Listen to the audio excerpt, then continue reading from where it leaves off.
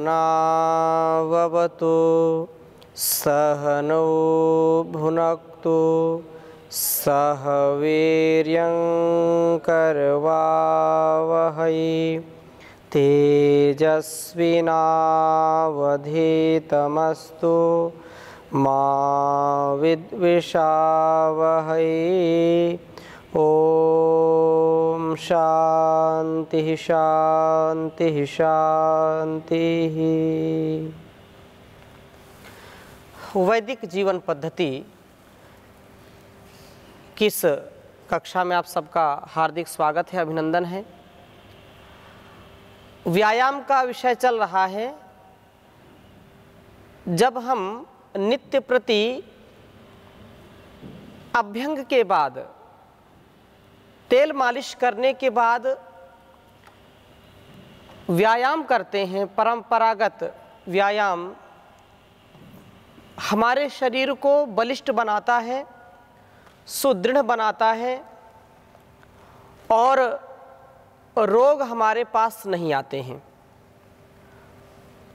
व्यक्ति कभी रोगी नहीं पड़ता, उसका आयुष्य थम जाता है, अर्थात वृद्धपन भी जल्दी से नहीं आने देता। यह समुचित उचित मात्रा में किया हुआ व्यायाम अपने सामर्थ्य को, अपने आयु को ध्यान में रखते हुए प्रत्येक व्यक्ति को यथा सामर्थ्य व्यायाम करना ही चाहिए।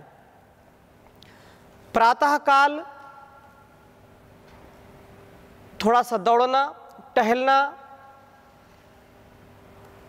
एवं परम पूज्य स्वामी जी महाराज ने जैसे बनाया है यौगिक जॉगिंग, सूर्य नमस्कार, अनेक विधाओं से आप व्यायाम कर सकते हैं। और व्यायाम का जो क्रम है उसको आप अपने अनुकूल, प्रतिकूल नहीं, जो आपके शरीर के लिए अनुकूल है उनको आप करें। परंतु इस बात का विशेष ध्यान रखना चाहिए कि जबरदस्ती ना करें, बलपूर्वक ना करें, हठ में, दुराग्रह में या किसी को दिखाने के लिए यदि आप व्यायाम करते हैं, शरीर की क्षमता से ज़्यादा करते हैं तो वह रोग का कारण बन जाता है। इसलिए ध्यान रखना चाहिए। तो व्यायाम का जो विषय कल चला था, इसमें किसी का कोई प्रश्न हो तो आप पूछ सकते हैं। जी स्वामी जी, जैसे कुछ लोग कहते हैं कि सुबह अधिक व्यायाम नहीं करना चाहिए, नहीं नींद आती है, शाम के व्यायाम करना चाहिए अधिक, ऐसा मानते हैं? उचित है। इसीलिए यहाँ पर कहा सामर्थ्य का ध्यान रखते हुए इतना व्यायाम करें कि शरीर हल्का रहे, अधिक आलस से ना आए।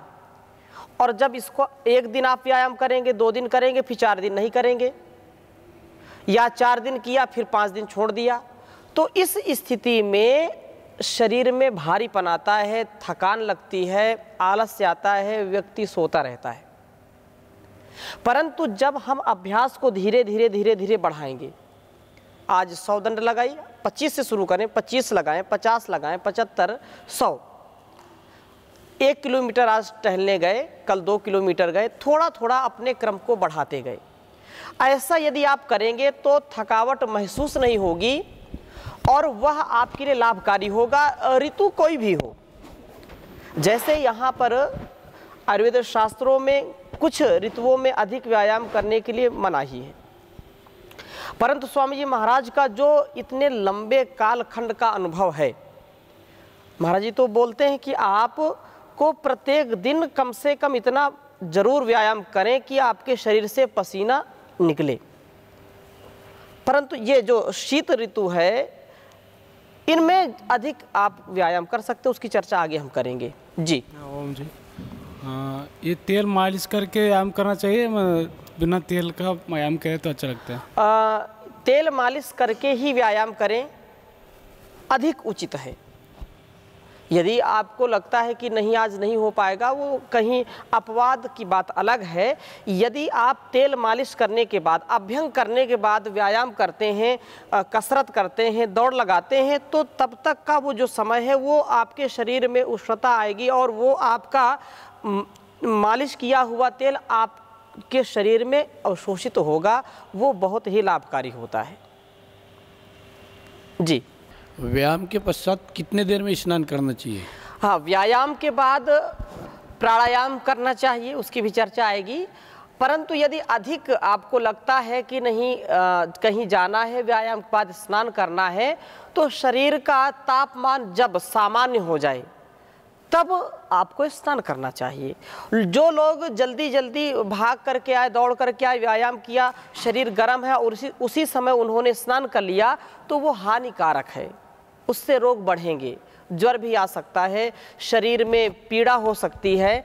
इसलिए कम से कम आपके शरीर का तापमान सामान्य हो जाए तब आप स्नान करें। जी। ओम स्वामी जी। स्वामी जी, आपने बोला ये परंपरागत व्यायाम, जी, ये परंपरागत व्यायाम का तात्पर्य तो ये है कि जो पहले जो चलते आ रही है व्यायाम, आजकल तो चर्बी घटाने के लिए, मोटापा घटाने के लिए लोग मशीनों का उपयोग करते हैं, तो वो कितना बिल्कुल सही बात आपने यहाँ पर कही है। परम पूज्य स्वामी जी महाराज परंपरागत व्यायाम का जो है विशेष महत्व देते हैं और वही करते हैं, वही कराते भी हैं। लेकिन आज के समय में लोगों ने नई नई विधाएं अपना ली हैं जो कि उचित नहीं है। हाँ, ये है कि शरीर के प्रदर्शन के लिए लोग नई नई जो है तरकीब अपनाते हैं, जिससे उनका शरीर बड़ा ही दिखाई पड़े, क्या बोलते हैं, सिक्स पैक दिखाई पड़े और भुजाएं दिखाई पड़े। उनका आंतरिक क्या प्रभाव है उससे मतलब नहीं उनको। और याद रखिए, जो ऐसा व्यायाम करते हैं उनके शरीर में हानियां होती हैं।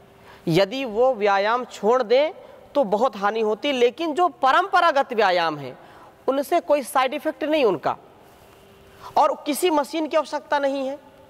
आज लोग पैसे देकर जिम में जाते हैं, जिम ज्वाइन करते हैं, जगह जगह शहरों में जगह जगह जिम लगी हुई हैं।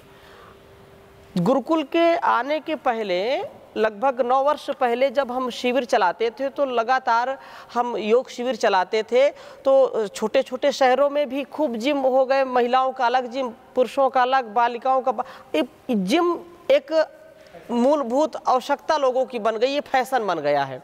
अच्छा, जिम में क्या होता है, वो लोग कुछ मशीनें रख देते हैं, फिर वो चार्ज वसूलते रहते हैं। तो इसमें कहने का आशय ये है कि यदि आप समुचित ढंग से जो परंपरागत चीज़ें हैं जिनको हमारे पूर्वजों ने अपना कर के अपने तन और मन को स्वस्थ रखा है, उनको अपनाएंगे तो बहुत ही स्वस्थ रहेंगे। तो एक प्रसंग बस मैं एक बहुत मज़े की बात बताता हूँ कि 4-5 महीने का एक शिविर मेरा लग गया। उसमें सारे अधिकारी आते थे और लगभग 500 से नीचे संख्या नहीं होती थी। शहरों के लोग आने लगे, अधिकतम जो शिक्षित, क्योंकि शहर में शिक्षित लोग, तो वो आने लगे। फिर जो जिम खोल के बैठे थे उनकी जिम में लोगों की संख्या कम होने लगी। तो कई लोग आकर के बोले कि महाराज ये जो है आप हमारा जो है धंधा चौपट कर रहे हैं। लेकिन ये बिल्कुल सत्य है कि यदि आप जिम ज्वाइन करते हैं तो हो सकता है आपका कुछ लाभ उससे हो, लेकिन जिस दिन आप जिम बंद करेंगे वो शरीर के लिए हितकारी नहीं होगा, लाभकारी नहीं होगा। हाँ, गठिया हो जाता है। लेकिन जो परंपरागत व्यायाम होते हैं, यदि कभी समय नहीं मिल पाया तो भी कोई उससे हानि नहीं होती है। अभ्यास छूट गया फिर शुरू करते हैं बाद में, कोई दिक्कत नहीं है। लेकिन यदि जिम को आपने छोड़ा तो फिर उससे बड़ी हानि होती है, शरीर में बहुत ज़्यादा हानि होती है। फिर रक्त संचार भी व्यवस्थित नहीं हो पाता है। हाँ, रक्त का थक्का थक्का जमने लगता है, जहाँ जो है बॉडी को जहाँ सुझाने का और हाँ, मांसपेशियों को बड़ी क्षति पहुँचती है उससे। इसलिए विशेष ध्यान रखना चाहिए। किसी यंत्र की तंत्र की आवश्यकता नहीं है। आप जितना हो सके आप जो है पारंपरिक जो परंपरा से हैं दंड लगाइए, बैठक लगाइए, दौड़ करिए, और सबसे उत्तम है, इसकी चर्चा हम आगे करेंगे, सूर्य नमस्कार करिए। शरीर का प्रदर्शन नहीं, ये प्रभु दर्शन के लिए है, लेकिन लोगों ने आज इसको प्रदर्शन का एक बड़ा जो है साधन मान लिया है, तो इससे बचना चाहिए। जी स्वामी जी, व्यायाम कैसे स्थानों पे करना चाहिए? हाँ, व्यायाम कैसे स्थानों पर करना चाहिए, ये भी एक महत्वपूर्ण बात है। खुले स्थान हो, खुली हवा आती हो, और जहाँ पर धुआं, धूल या दुर्गंध ना हो, वहाँ पर व्यायाम प्राणायाम करना चाहिए। ऑक्सीजन का लेवल अच्छा हो, बिल्कुल जो है वो प्रदूषित वायु ना बहती हो, शुद्ध वायु हो, कुल मिलाकर के कहने का आशय ये है। और प्रातः काल हो, जैसे जैसे सूर्य ऊपर उठता है सूर्योदय के बाद, वैसे वैसे वायुमंडल में अनेक प्रकार के बैक्टीरिया और धूली कण उठने लगते हैं ऊपर। इसलिए प्रातः काल सूर्योदय के पहले ये काम कर लें तो अति उत्तम है। हाँ, धूप स्नान है तो धूप में ही करते हो तो सूर्य उदय होने के बाद ही करेंगे, परंतु यदि आप प्रातः काल सूर्योदय के पहले व्यायाम करेंगे ना, तो उससे व्यायाम भी आपका होगा, प्राणायाम भी होगा, दोनों साथ में होंगे। जी ओम स्वामी जी प्रणाम। स्वामी जी, व्यायाम अकेले करना चाहिए कि समूह में करना चाहिए, इसका भी कुछ प्रभाव पड़ता है? हाँ, बिल्कुल पड़ता है। बहुत अच्छी बात पूछी है कि अकेले व्यायाम करें या समूह में करें। देखो, कुछ चीज़ें देख करके उत्साह बढ़ता है और उनको करने में रुचि होती है। अकेले में क्या है, थकान महसूस होती है, आलस्य आता है। जहाँ 25 दंड लगाने की आवश्यकता होती है, वहाँ पर 2, 4, 10 में ही व्यक्ति थक जाता है, चलो छोड़ो रहने दो। लेकिन ये बगल वाला 50 कर रहा है तो कम से कम मैं 25 तो करूँ ही। तो ये देखने का भी बड़ा प्रभाव पड़ता है। समूह में जो कार्य करता है वह व्यक्ति, उसका देखो, उसका व्यक्तित्व और कृतित्व बहुत अच्छा होगा, वो प्रसन्न वदन रहेगा, उसका हंसमुख चेहरा रहेगा। लेकिन जो अकेले वाले बड़े खतरनाक होते हैं। जो समूह को छोड़ करके अकेले अपनी साधना करना चाहते हैं, अपने को साधना चाहते हैं, या एक कहावत है जो है, अपनी खिचड़ी अलग पकाना, तो वो व्यक्ति समाज के लिए अच्छा नहीं माना जाता। जो सामाजिक कार्य है अथवा जहाँ जाने से हमारा व्यक्तिगत जीवन अच्छा होता है, तो वहाँ तो जरूर जाना चाहिए। अनेक प्रकार से हमको देखने को सुनने को मिलता है जिससे हमारे अंदर उत्साह बढ़ता है। जैसे कोई भी बच्चा अपने घर में अकेले रह करके उसके माता पिता या आजकल कोचिंग लोग करते हैं, कोचिंग करा करके उसको अच्छी शिक्षा दे सकते हैं, उसको पास करा सकते हैं अच्छे से अंकों में। लेकिन विद्यालय क्यों भेजते हैं? क्योंकि वहाँ उसको उत्साह मिलता है और अनेक प्रकार से व्यवहार करने की जो रीति है उसका उसको जो है ज्ञान होता है। इसलिए समूह में ऐसे कार्य करें तो ज़्यादा उचित होगा। हाँ, कभी आप घर में हैं, अकेले हैं, कोई कारणवश आप नहीं जा पा रहे हैं समूह में, तो न जाएं। आप शहरों में देख सकते हैं कि लोग समूह में ही जो है टहलने जाते हैं प्रातःकाल, और पार्कों में भी, उद्यानों में भी लोग समूह में मिलेंगे। उससे विशेष प्रभाव पड़ता है, मानसिक प्रभाव पड़ता है, शारीरिक प्रभाव भी पड़ेगा। जी ओम स्वामी जी। जी। लेकिन शास्त्रों में चाणक्य नीति में ये आया है कि जैसे भोजन एकांत में करना चाहिए, साधना एकांत में करनी चाहिए, कुछ चीज़ें एकांत में करने की बात कही गई है, कुछ चीज़ें समूह में 2 लोगों के साथ करने की बात कही गई है, सफ़र करना है तो 5 लोगों की बात कही गई है। इस तरह से भी कुछ विधान है क्या? बिल्कुल ठीक बात आप कह रहे हैं, लेकिन जो आरंभिक काल होता है, आरंभ का जो काल होता है, उस काल में तो समूह में करने से ज़्यादा ज्ञान होता है। साधना कोई व्यक्ति यदि पूरी अच्छी प्रकार से सीख ले तो उसको तो एकांत में जाना ही चाहिए। और जब वो आरंभ काल होता है उसका, तो उसको सन्निधि की आवश्यकता होती है, किसी के सानिध्य में वो करे, उसको अच्छी प्रकार सीख ले, उसकी बारीकियों को जान ले, उससे कहाँ कहाँ हानि हो सकती है और क्या करने से क्या लाभ हो सकते हैं, उसको वो जान करके जब व्यक्ति का ज्ञान परिपक्व हो जाए तो उसको एकांत में जाने में कोई बुराई नहीं है। हाँ जी स्वामी जी। जी। और ये बिल्कुल सत्य है कि जो साधना है वो तो अकेले ही की जाती है। भोजन जहाँ अकेले की बात है तो वहाँ भोजन अकेले का तात्पर्य जब हम समूह में करते हैं, समूह का मतलब जब हमारे घर में 10 सदस्य हैं तो जो हमारी रीति रही है कि सब लोग मिलजुल करके बैठ करके खाते थे, लेकिन आजकल फुर्सत नहीं है, लोगों को इतने कार्य हैं तो लोग अपना अकेले अकेले खा के चले गए, लेकिन उससे जो परस्परता है वो खंडित होती है। एक दूसरे से लोग जो है अलग हो गए, एक दूसरे के भाव मिलते नहीं हैं।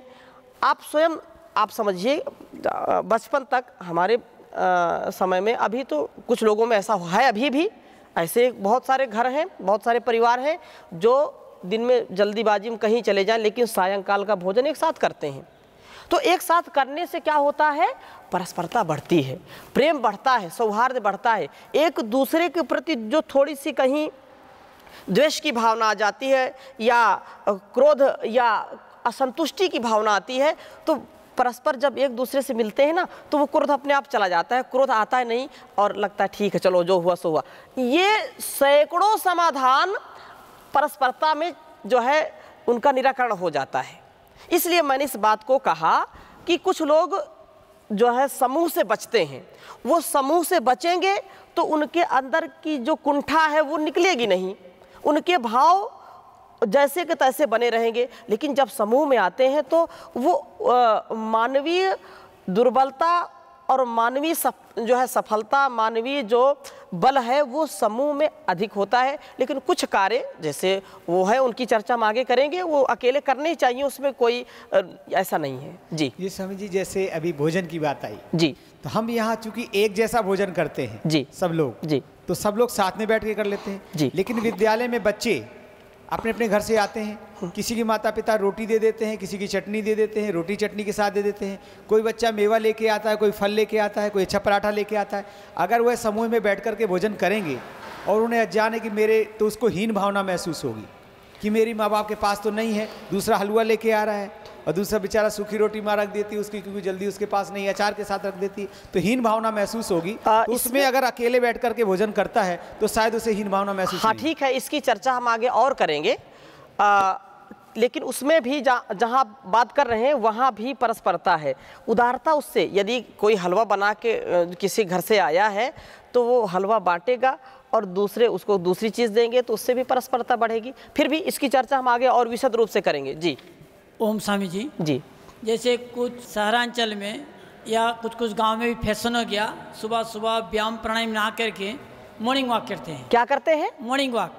ये क्या है? मॉर्निंग वॉक मतलब हाँ, प्रातः काल भ्रमण करते हैं जी, और वो भी बातचीत करते हैं, हंसते खुशते करते हैं। हाँ। तो उससे लाभ मिलता है क्या? देखो, एक तो ये स्थिति है कि व्यक्ति उठ ही नहीं रहा है प्रातः काल और बिस्तर पे पड़ा है, तो कम से कम उससे अच्छा तो ये है कि वो प्रातः काल उठ करके मॉर्निंग वॉक तो करता है, कुछ तो लाभ हो रहा है कि नहीं उसको।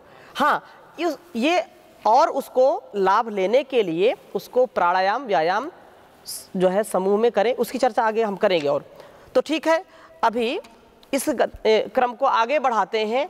और एक बात विशेष ध्यान में हमारे आनी चाहिए कि जो कुछ भी हम सुनते हैं, जो कुछ भी हम पढ़ते हैं, उसका आचरण हमारे जब अंदर होगा तब उसका लाभ मिलता है। व्यायाम केवल कहने सुनने की बात नहीं है, व्यायाम करने की बात है।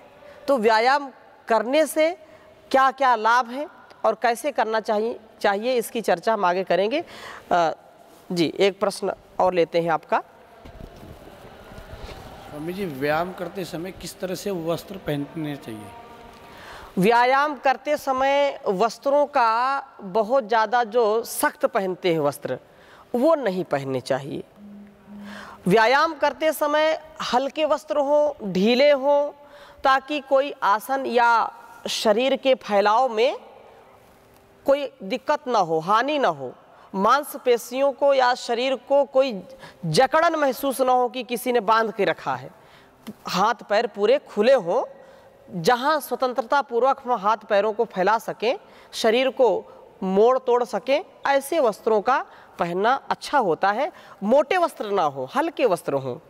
और इससे एक तात्पर्य और है कि यदि हल्के वस्त्र पहनेंगे तो शरीर की जो गर्मी निकलती है, पसीना निकलता है, वो बाहर शरीर के बहुत आसानी से निकल पाता है। यदि आप मोटे वस्त्रों का प्रयोग करते हैं तो उससे शरीर में लगता है कि कोई बांध के रखा है। एक तो ये शरीर पूरा जो है खुला नहीं होता, और अंदर से जो गर्मी निकलती है, जो पसीना निकलता है, वो भी पूरी प्रकार से बाहर नहीं निकल पाता है। उसको अवरुद्ध, मतलब उसको बाहर निकलने में कठिनाई होती है, वो शरीर के लिए हानिकारक है।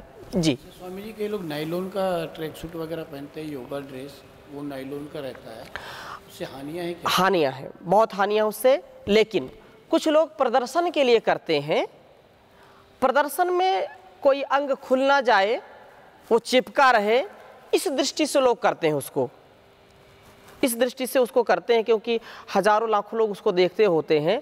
तो वह इसमें बहनें करती हैं, भाई भी करते हैं, प्रदर्शन में कर सकते हैं। लेकिन जो परंपरागत व्यायाम है और आसन है, इनमें तो जितने हल्के और खुले वस्त्र हों उतने अच्छा है। अंग का प्रदर्शन ना हो, खुले हों, हल्के हों, सूती कपड़े होने चाहिए, कॉटन के होने चाहिए, ये अत्यंत आवश्यक है। आगे चलें तो ऐसी अवस्था में व्यक्ति को व्यायाम से जो विशेष लाभ मिलते हैं, इसके विषय में चर्चा कर रहे थे और इस चर्चा को आगे बढ़ाते हैं। बहुत ही उत्तम रीति से वर्णन किया गया है, कल थोड़ी सी चर्चा की थी, और शास्त्रों के मंतव्य को लेते हैं। शास्त्रों का क्या यहाँ पर संकेत है, शास्त्रों के अभिप्राय को हम यहाँ समझें, क्योंकि स्वस्थ रहना हम सबका कर्तव्य है। आरोग्य हमारा जन्म सिद्ध अधिकार है, और जो व्यक्ति बीमार होकर के, लाचार होकर के, बेकार होकर के जीता है, उसका जीवन में कभी उत्थान नहीं हो सकता है। इसलिए हमारे ऋषियों ने कसरत, व्यायाम, पहलवानी, दौड़, सूर्य नमस्कार आदि क्रियाओं को करते थे और उससे पूरा आरोग्य पाते थे। अब विशेष बात यहाँ पर कह रहे हैं कि व्यायाम जो है कैसे करें, शरीर में जो चेष्टा हो रही है उस चेष्टा को व्यायाम का रूप हम कैसे समझें, या कैसे हम ये समझें कि व्यायाम मेरा पूरा हो गया। थोड़ी सी चर्चा आपके बीच में करता हूँ श्लोक के माध्यम से।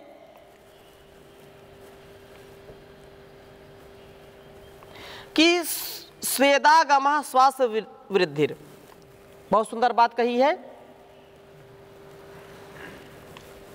आप लिख लीजिए इसको।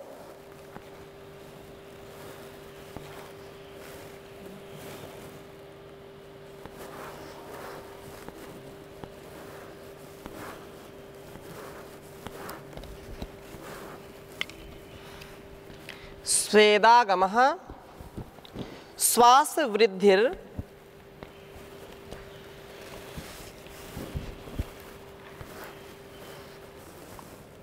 श्वास वृद्धिर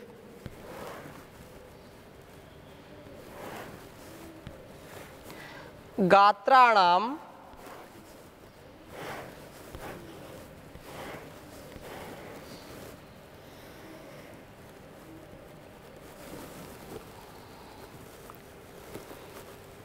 लाघवम तथा गात्राणाम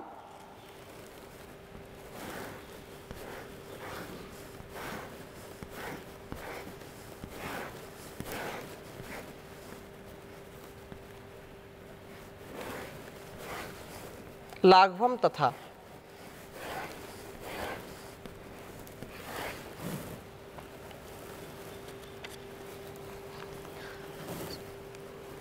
आगे कह रहे हैं हृदयाद्युपरोधश्च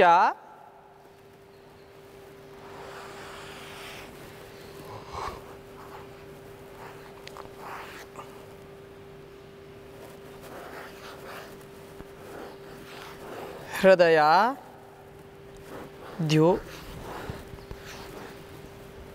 परोधश्च।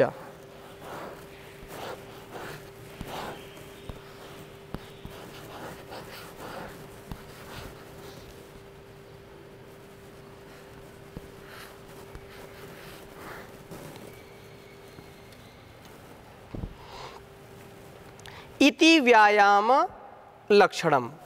व्यायाम के क्या लक्षण है, इसकी चर्चा यहाँ पर कर रहे हैं कि व्यायाम का क्या लक्षण है। इति व्यायाम लक्षणम।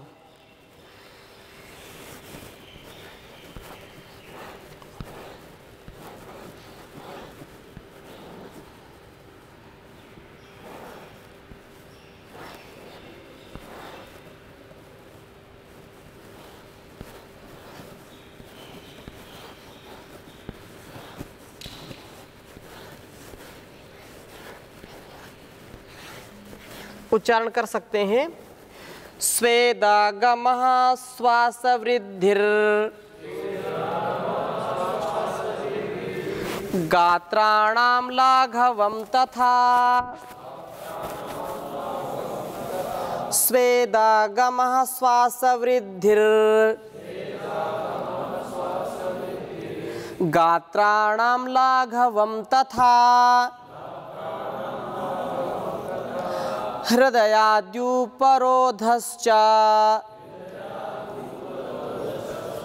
इति व्यायामलक्षणम्।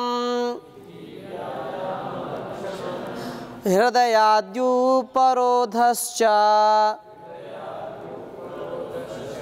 इति व्यायामलक्षणम्। ये चरक सूत्र का श्लोक है और कह रहे हैं स्वेदागमः श्वास वृद्धिर गात्राणाम लाघवम तथा। जब ये लगे कि श्वास जो है बढ़ रही है और पसीना आ रहा है, शरीर के द्वारा किए जाने वाला कोई भी व्यायाम, कोई भी चेष्टा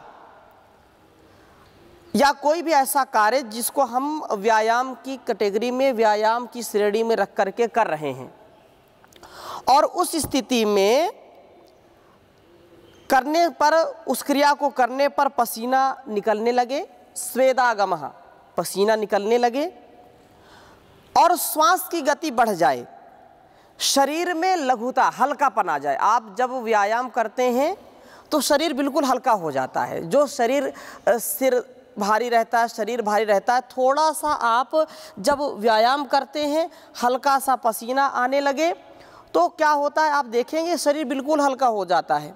और जो 10 कदम चलने की इच्छा थी वो लगता है 100 कदम मैं चल सकता हूँ। उत्साह की वृद्धि हो जाती है, आलस से प्रमाद दूर हो जाता है।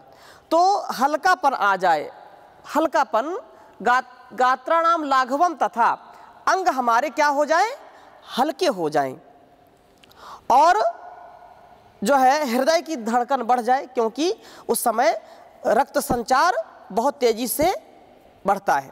तो आज यहीं तक चर्चा करेंगे, इसके बाद इसी क्रम को आगे बढ़ाएंगे। ओम